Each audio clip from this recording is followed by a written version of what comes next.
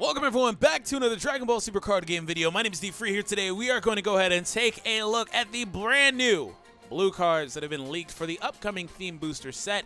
Hope you guys enjoyed today's video. Hit subscribe if you're new for more content. That being said, we're going to go ahead and take a look at this. Now, I want to point out that this is another Theme Booster, of course, like I said, so it's not going to be a main series set, but it's still going to feature some very powerful cards, hopefully anyway.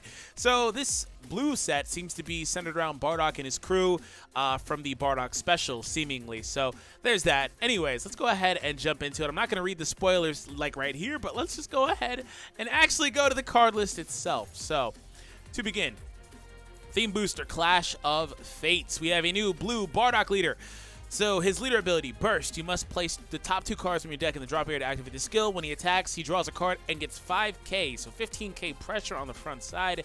I like that a lot because it's still going to be relevant towards the end of the game if they're awakened and you're not for whatever reason. So when he awakens, though, speaking of which, he untaps 2 energy.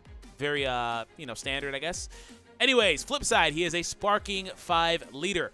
When he attacks, you draw a card and he gets 5,000 for the duration of the turn. Still good as far as the pressure aspect goes. 20k versus 15k, leaders if they're awoken or whatever the case is. When he attacks, if a Bardock crew card is in your drop, you may choose 1 card from your life and place it in your drop. If you do, negate the attack. Oh, when he's attacked, excuse me. I was gonna say, wait, what? So that's interesting. So if they try to swing at you, you can crit yourself and then stop the attack. Now, he's a blue leader, of course, so he has access to the standard blue stuff. Now, the reason why his leader ability is interesting is because, first and foremost, like I said, the 5k bonus is always nice to see on these leaders. Some have it, some don't. But the secondary portion of it is, it makes him a defensive leader. So that's good in scenarios where we're going up against something big or like a Shenron deck that likes to try to throw like triple strike, triple attack cards at you. You can just go ahead and crit yourself. If you have a single Bardock's crew card in your drop, like you don't have to like warp that card or anything like that. You could continually do this, and then also can be used, to just survive the turn pretty much. You can just kind of go from there because you're not activating a counter. That means that they can't counter it, like weird things like that, right? So they're not going to be able to battering this ability. So I can see the viability of it. It just kind of sucks that the cards don't go to your hand, but that's something they've been doing with these cards for a little bit now, just to add a little bit more quote-unquote balance to them. So altogether, I don't think it's a bad leader ability. I just think it's, we'll have to see the cards. Anyways, let's go ahead and take a look at the cards. Speaking of which, Gine, Mother of Hope. So we do have Goku's mother here. That's pretty cool. When you combo with this card, if one of your blue Bardock cards is being attacked, so this card gets 5,000 combo for the duration of the turn. So she's a 10k combo on Bardock's, but a 5k on everything else. 10k 0 energy cost for a Bardock. I mean, I guess blue Bardocks. I don't think there's any prior to this set, so I guess I don't really see her being ran too much, but we'll see. Anyways, moving on. Kakarot's Bearer of Hope, the little baby Goku. When you play this card, draw 1 card, activate main. So he's another one of those. By the way, just little cantrips. Play 1, draw 1. Place this card at the bottom of his owner's deck. Choose up to 1 blue Saiyan with an energy cost of 1 in your drop and add it to your hand. Interesting. So you lose the board presence, which, I mean, he's not doing anything otherwise. I mean, he could be a 5k combo, I guess. But you get to select any 1-drop blue card from your drop and add it to your hand while also still drawing a card. Not bad. Not bad, not bad, not bad. It's not a bad card at all. Very good at filtering. Very, very good at filtering. I like this a lot. Especially if you get in a position where you pick up a really good 1-drop. We'll see what that really can apply to. But you can pick up any 1-drop blue Saiyan. So I guess that's not bad. Especially because you get to draw a card. Anyways, we have a 1-drop Prince Vegeta. Young Vegeta there. Moving on. He's vanilla, so I don't really think he has any sort of viability. Moving on, though, we have Tora, Burnished Bonds Tora. A barrier 3-drop, actually. If a Bardock's crew card is in your drop, reduce the energy cost of this card in your hand by 1. So if you have a card in your drop, he becomes a 2-drop 15k. So paying attention to his power and his energy cost, he's actually a Child's Wish target. I think that these cards are probably going to want to be specifically under that Bardock leader, though. We'll see. Place this card in its owner's drop area for 3 energy, by the way. Place it in the drop area. Choose up to 1 Final Strike Bardock from your deck or drop and play it. Then shuffle your deck if you look through it. It's good he has Barrier because he can stay out there for another turn because, I mean, you can play him for 2 or 3 energy, whatever the case is, and then the following turn uses other ability to force out another card. It does suck that he has to go to the drop, but having him in the drop isn't a big deal because, I mean, it seems like all these Bardock cards and stuff like that, they want to have stuff in the drop. So there's that.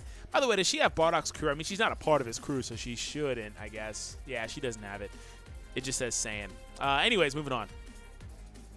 So not bad, I guess. We'll just have to see what some of these other cards do. So you have a 1-drop Tora now. So Bardock's crew there.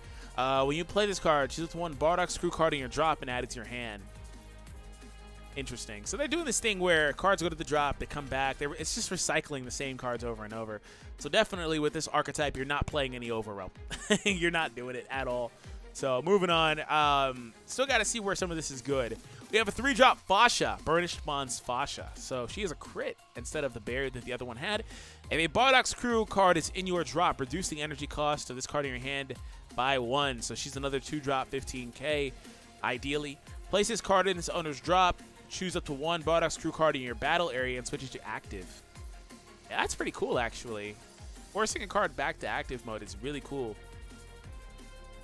That's really good. I like it. I like it a lot. It's very solid.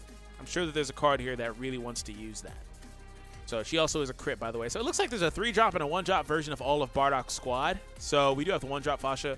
When you play her, look at the top 5 cards in your deck, choose the 1 Bardock's crew, and add it to your hand, then shuffle your deck. So very good for digging out the specific card that you need situationally. Another 1-drop that I guess you can pull back with the Goku. So there's that. The Goku, he puts it in your hand, right? Yeah, add it to your hand. It'd be crazy if you played it. That card would be so good if you played that 1-drop. But alas, he adds it to your hand. Moving on, we have Shugesh, the Lord. Oof, I love Shugesh. Burnished Bond Shugesh. When this card attacks, you may draw a card. If you're not, oh, okay, he's another one of these. So there's a couple other cards in the game. There's a red one and a yellow one. So the yellow one is specific to the starter deck, the SS4 Goku GT starter deck, the yellow starter deck. Other than that, the red one is a BCC Gohan. He came out set 2 BCC. It's been a while.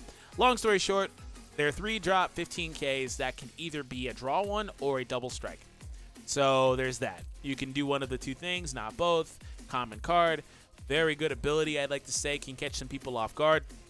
So altogether, if you just need the draw, you can do that. If you need the 15 or the double strike, excuse me, to like finish or just do some damage, apply pressure, you can do that too. Also got that Bardock's crew tag on him, so a little bit of viability with, as you would expect, this set. Now, of course, no barrier, no double strike. I mean, no critical, no barrier, or anything like that, like the other two did have. So now we move on to Borgos. Where's the 1-drop Shugesh? I don't see it. 1-drop Borgos though. Burnished Bonds. He's the first Burnished Bonds or whatever. That's not a 3-drop, isn't he?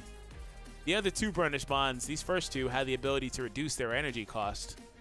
Shugesh doesn't have anything like that. And then he starts off as a 1-drop. Okay, so when you play him, draw 1. So he's another one of those. Once per turn, during your opponent's turn, if your opponent switches their energy to active mode using a non-awakened skill, choose up to 1 of your opponent's energy and place it in the drop. So, anything. Like, I mean, it's interesting he's blue. I think one of my friends was telling me about this. It's interesting he's blue because blue is typically the energy manipulation. Like, I get it why he's blue because it's a blue package, like the whole stuff. But, like, I feel like this type of effect should be reserved for, like, a green card maybe? I don't know. He's not restricted either. He's just a 1-drop you can throw into any deck. This card is going to probably see the most play out of every card I've seen so far. Because you can just throw this in any deck that plays blue, and he instantly punishes Senzu Beans or Dimension Magics. Wow. Okay. It seems like they heard people talking about how they did not like the Dimension Magic stuff. Now, I have to go back and double check. I believe Senzu Bean and Dimension Magic say up to, so you can just kind of avoid it, I guess. You know, you just pay the energy cost for the negate or the sparking or whatever. And then Senzu Bean, you can still apply the 5k, I believe, just for 1 energy. You just don't get to untap the energy back. But if you do anything that untaps energy, and it's not only that either.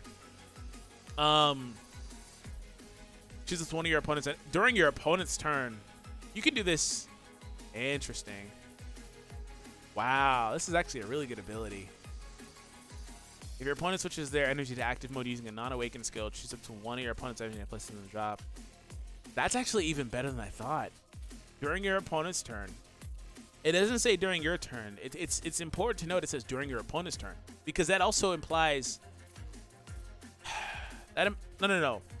You can't use this on your turn. It says once per turn, but it says during your opponent's turn as well. I don't know, weird text. I'll have to figure that out.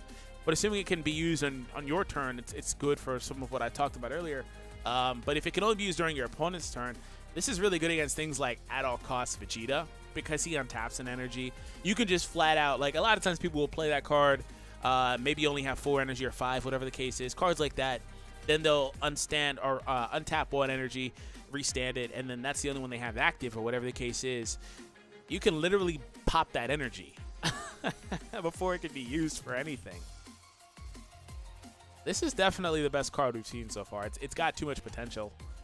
And then the thing about this that's crazy is you can put it in decks that play blue for whatever reason, and then use it very well against other blue decks, even if you're not a blue deck primarily. So like mono blue doesn't like this at all. You know, for example, Soul Striker does not like this at all. So like, yeah, assuming it's only during your opponent's turn or whatever the case is, man, this is a really good card. We have Tool the Seer. He's a super combo. Oh, okay, he's a super combo that doesn't automatically have the 10k. So you might as well just use the brand new ones. 5 or less. Okay, 5 or less, draw a card. I'd still probably rather use the Sparking, to be honest. We have Future Punch. Yes. Choose one Tool the Seer in your drop and place it at the bottom. Oh wow, you put your super combo back in your deck. Never mind. Never mind. We're gonna use that one. Even if it's at the bottom of your deck, you know, that's still good. Choose all of your other Blue Saiyan leader. Wait, hold on. Choose all of your Blue Saiyan leader cards and Blue Saiyan battle cards, and they get 5,000 in critical. Choose all? Hello? 5,000 and critical? At the end of the turn, choose all of them and place them in the owner's drop area. Interesting. The leader picks up 5k in critical. The leader is going to be at 25. Now, this card is important to note, too, because it's not specifying Bardock specifically. It's just an activate main card you can use with any other blue leader. For example, like Soul Striker. You know, anything like that. Wow. This is actually a really good card for 1 energy. It does force you to pitch all of your cards from your battle area, but it's still really good for that all-in push as for a 1 energy. Like, if you were able to build up a board of maybe Vegetos or Deadly Defenders, whatever the case is, you're going to get critical and just be able to push. That's good. That's really, really good.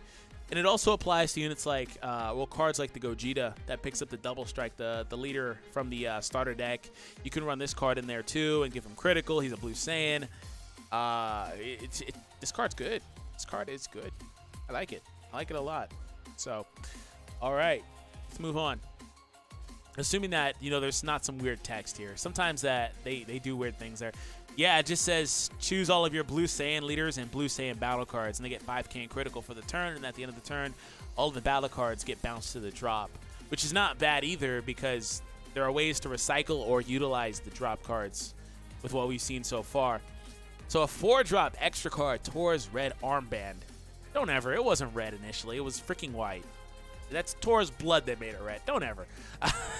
If your leader card is Bardock's crew, see, this one actually is specifying the Bardock leader, unlike the last one, which you can literally just ignore. This is why this is good.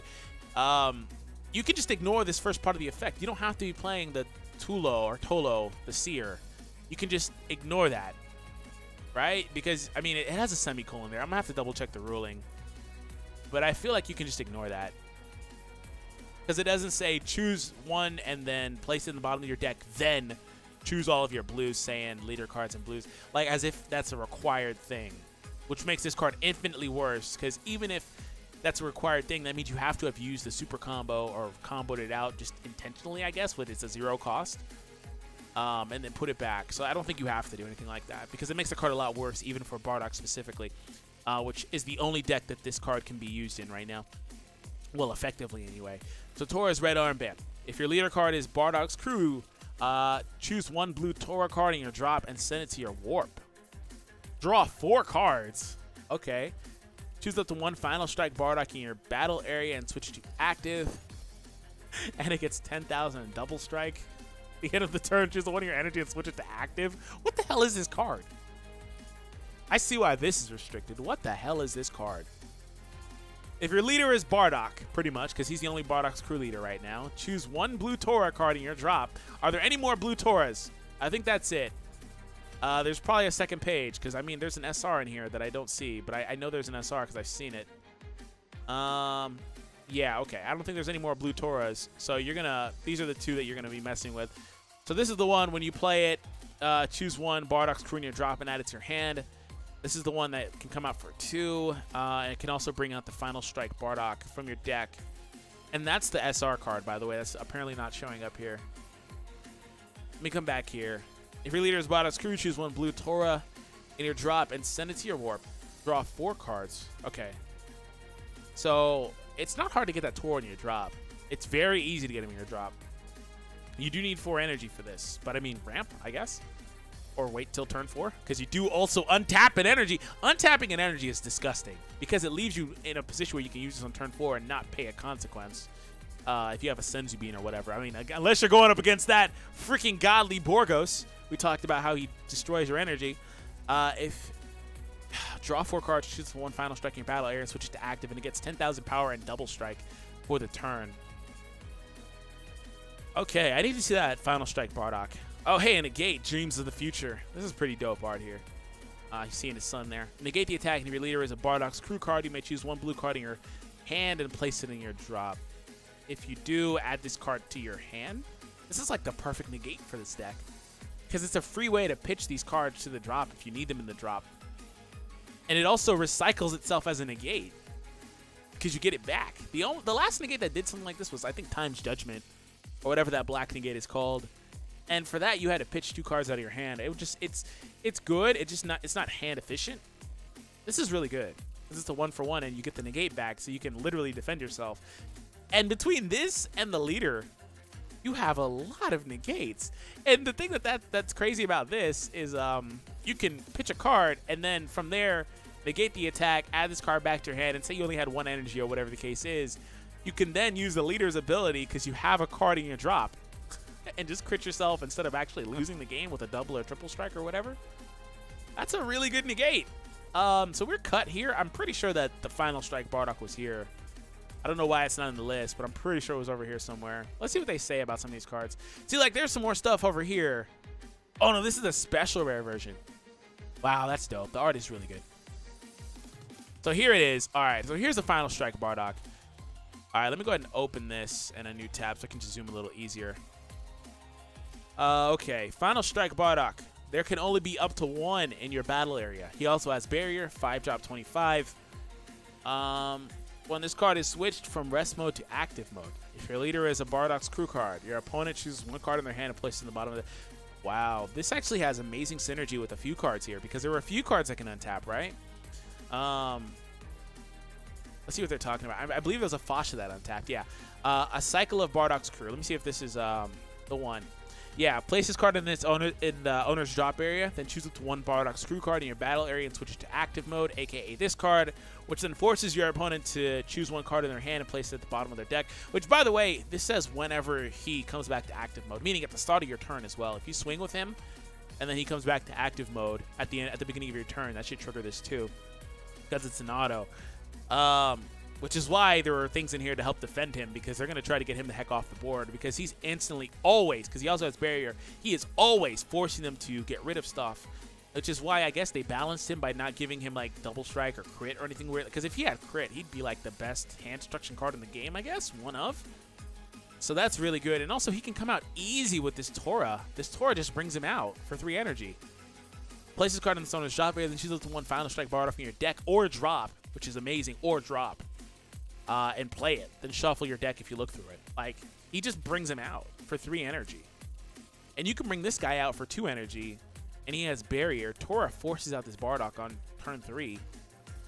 And then if you play anything else from there, you can defend him or whatever you need to do, and you'd be fine. Wow. And there was another card in here, I believe, that was really good. That was able to do weird things like that.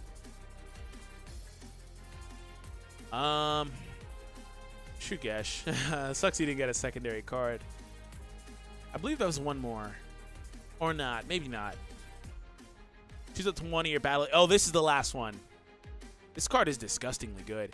But it also, like I said, forces it to come to active mode.